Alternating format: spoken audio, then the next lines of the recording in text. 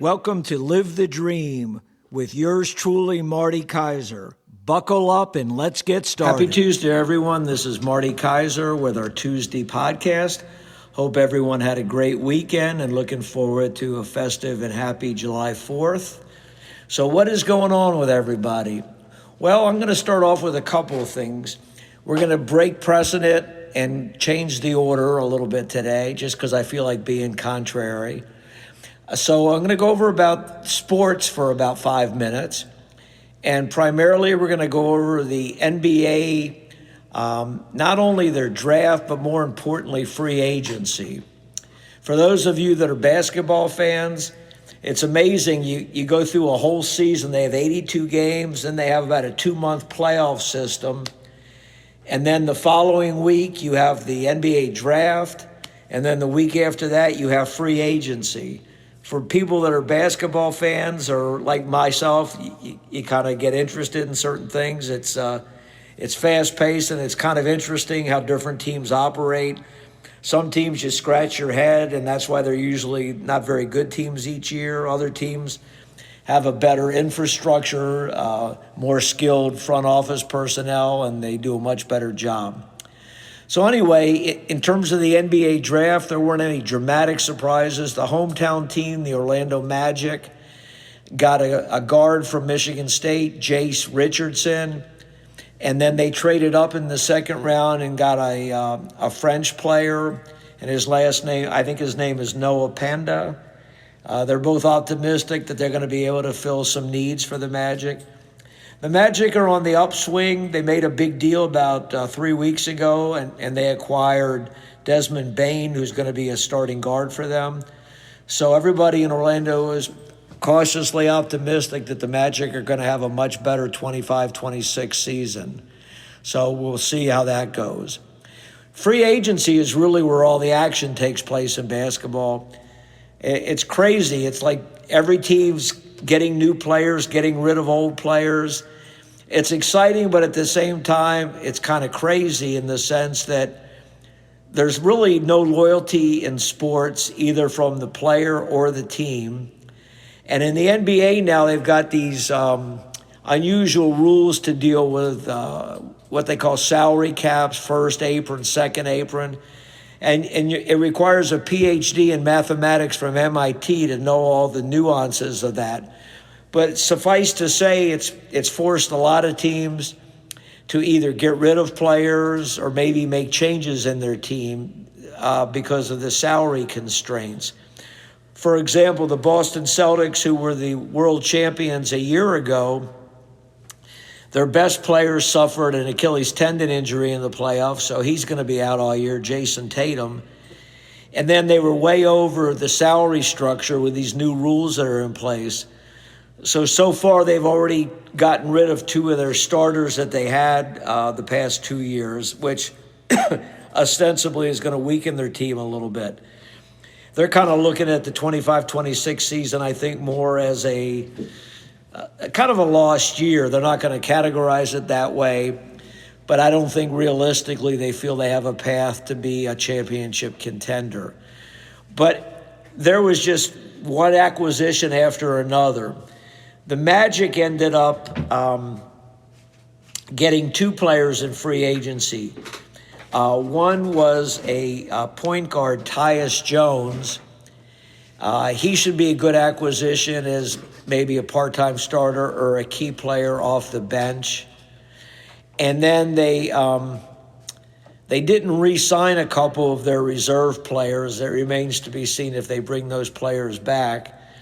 And some of the other teams actually acquired 3 or 4 players. So it was kind of interesting. I won't bore you with all those details, but should be an exciting campaign coming up. And the next sports we're going into now are baseball and football. Baseball will be at their All-Star break shortly, and then football training camp starts about the 3rd week of July, so it never ends. So for the sports fans, it's great. For the non-sports fans, there's kind of a sigh and an ugh. But that's it for sports today. Couple things that I wanted to go over that are fresh on my mind. One thing is property management. I had a property management appointment today, And I haven't talked about property management yet on my podcast, so I thought it was a good topic because in Florida especially, you have more investment properties than you would in a typical state.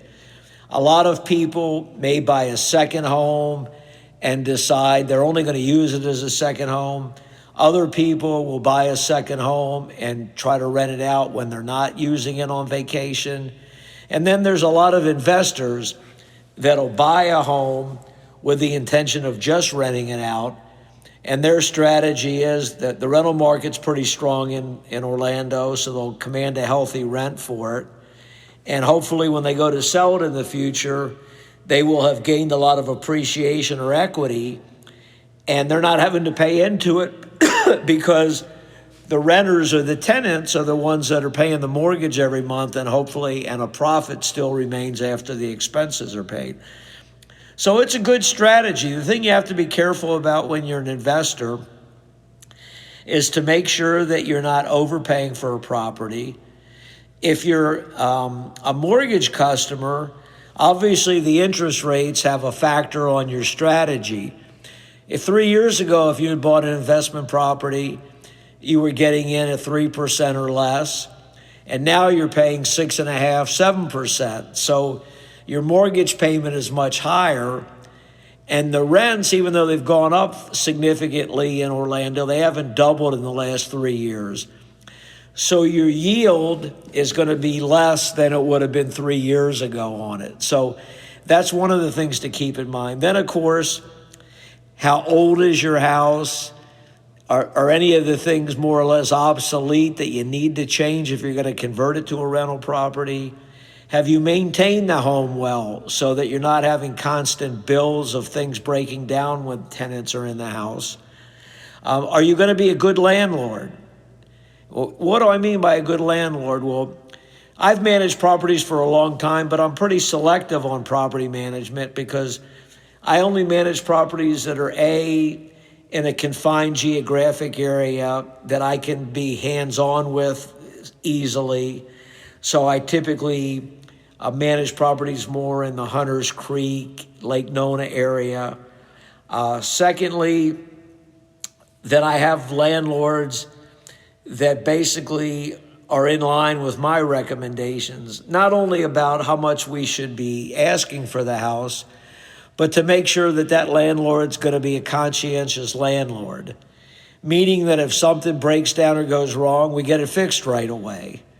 There's nothing worse than a landlord that's either trying to save money or is not very proactive and doesn't realize he's got paying tenants in the house. And frequently the tenants are not wealthy people. They're obviously paying their bills and such. But the reason they're renting instead of owning is because they were not in a position to buy. So if things break down in the house, they want them understandably fixed. And especially in Florida, the most common thing that breaks down here is the air conditioning.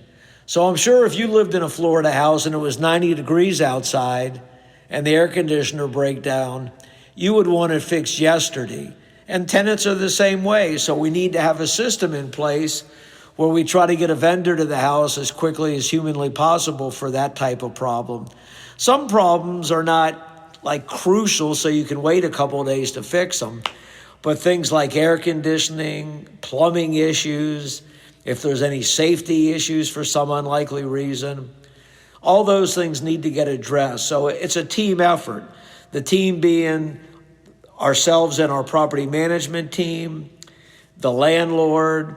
We expect the tenants to report outages to us right away, and then having a good vendor repair system, whether the landlords have gotten a service warranty to get one company to take care of all the repair needs, or if we have vendors like a trusted handyman, an air conditioning company, a good plumber.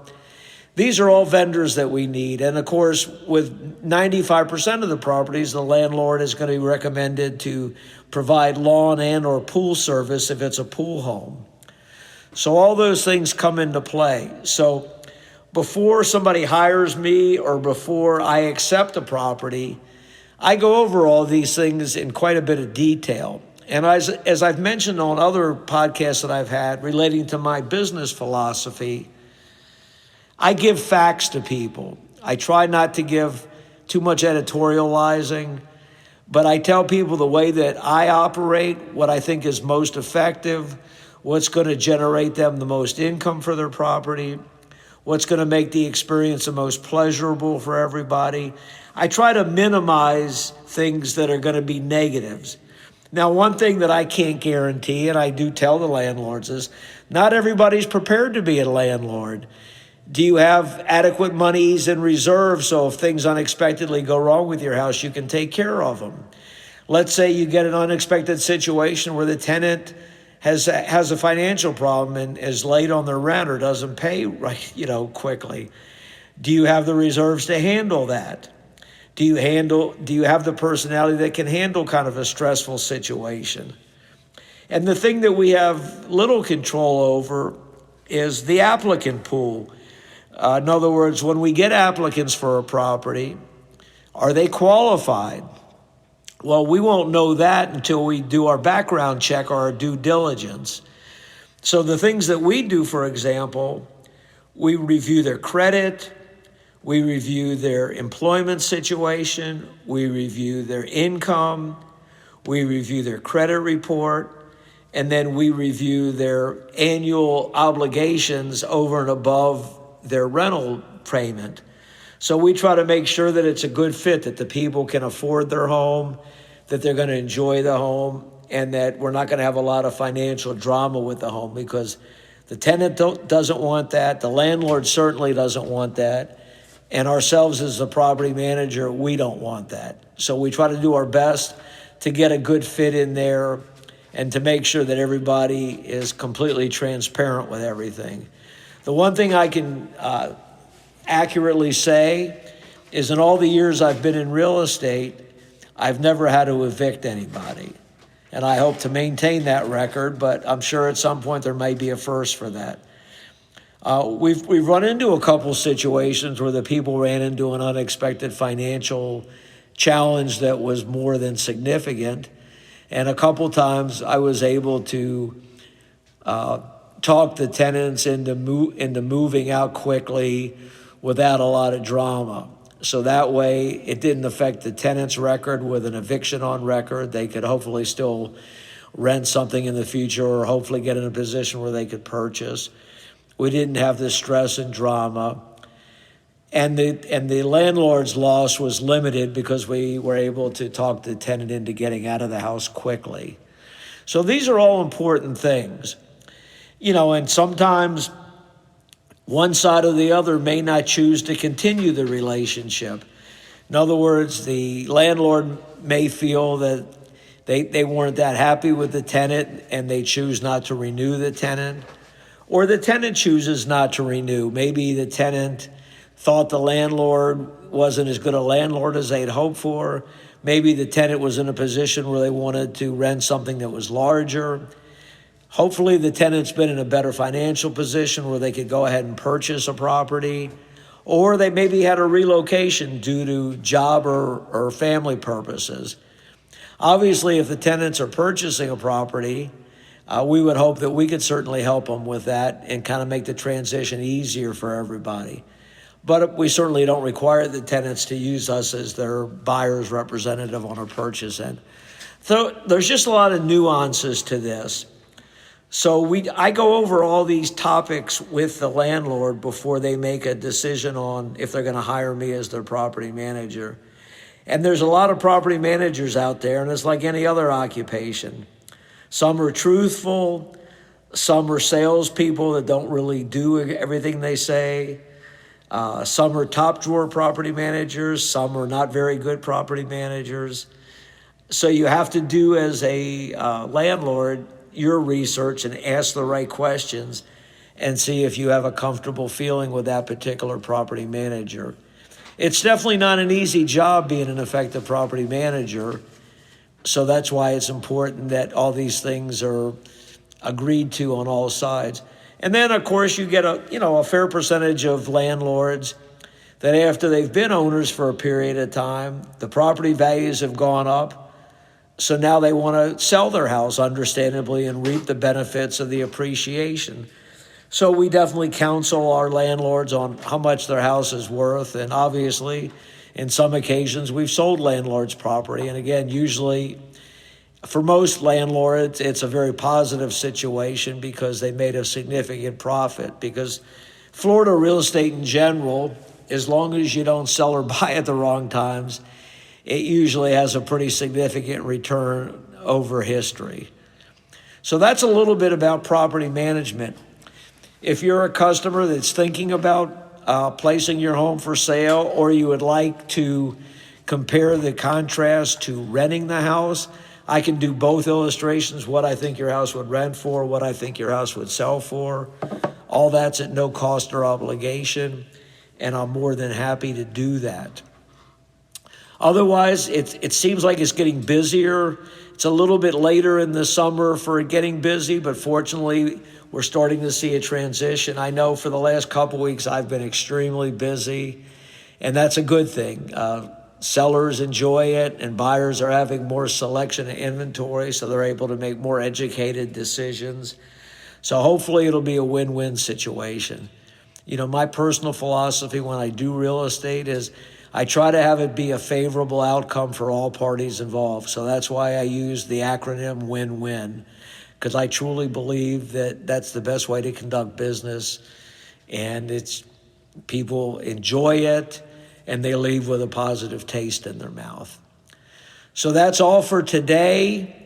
One thing I did want to mention, we have a new listing on the market that's a 3-bedroom, 2-bath rental property in the Hunters Creek area. It's going for $24.95 a month, and it's an excellent value. It's in the Vistas. So if you know anyone or you yourself are looking for a rental property, please feel free to let me know. Also, we have a condo in Villanova right now that the landlord or the seller rather, has authorized me on an accepted contract. They will pay 1 year of HOA fees. So that's an offer that very few, if any, sellers are offering right now. So it has a significant amount of value. And this way, when you buy a property in Villanova, which is a condo community, and the property that we have has a garage attached to it, you're not having to worry about the HOA for 12 months from the date that you go to closing, and you're getting all the community amenities, maintenance-free living, fitness center, community pool, etc. So if I can be of help to that, then please call me. I can be reached at 407-595-9700, or my email address is marty@floridasells.com. Tune in to Friday, and we're going to have some more questions from my producer, Shanna Gonzalez. This is Marty Kaiser, out.